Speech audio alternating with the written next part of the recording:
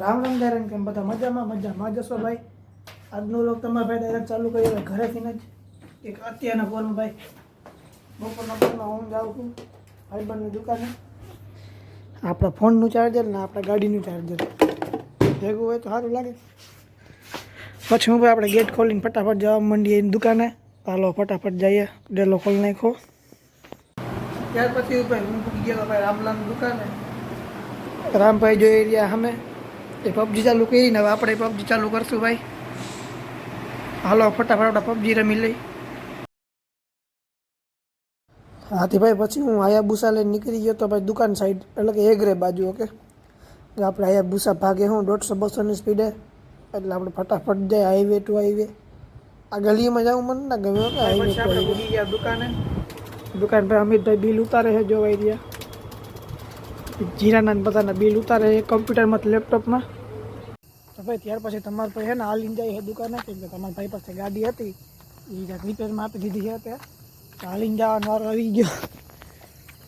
અને આપણી દુકાન જો ભાઈ માં હે તો આપણે ફટાફટ હાલીને પૂગી જાય। હાલો ભાઈ ત્યાર પછી તમારા ભાઈ પૂગી ગયો દુકાને। દુકાન બેઠા કાચના દરવાજા બંધ રાખ્યા કેમ કે ધૂળ બૂળ ઉઠતી હતી રાતે એટલે ખાલી બંધ રાખ્યા। ત્યાર પછી હું ભાઈ આપણે આવી ગયા હતા ઘરે અને ઘરે આવીને ભાઈ આ ભાઈ તાપણું કરી નાખ્યું હતું। જો એ ભાઈ તાપણું કર્યું છે આને મેં અને પથીરાને 2 તાપણું કર્યું।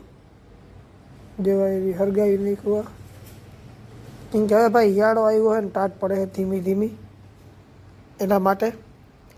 પછી હું ભાઈ હું અને સચિનભાઈ નીકળી ગયા હતા ગામ બાજુ કેમ કે અમારે હાવ નવરા હતા થોડાક રખડવા જઈએ। આયરી ભાઈ પાસે સ્પ્લેન્ડર છે તો આપણે એમાં જ જઈએ। આપણી ભાઈ હાયાબુસા હે હું ગામમાં લઈ જઈ। ત્યાર પછી અમે આવી ગયા રેલવે સ્ટેશને। અમે નવરી બજાર હતા। એક આ ભાઈ અને કોલો ભાઈ ખબર નહીં આ પટરી પર ઉતરવાની ટ્રાય કરે છે।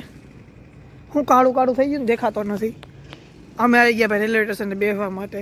આ ટ્રેન તો ભાઈ ઉથમા રસ્તે આવી છે આમનામ બેઠા અહીંયા।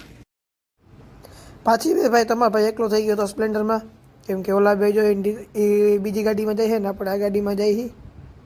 આપણે એના કરતાં થઈ ગયા આગળ। નવા વ્લોગને એન્ડ કહું તમને વ્લોગ પસંદ આવ્યો તો લાઈક કરજો, સબસ્ક્રાઈબ કરજો। આપણે મળીએ આગલા વ્લોગમાં।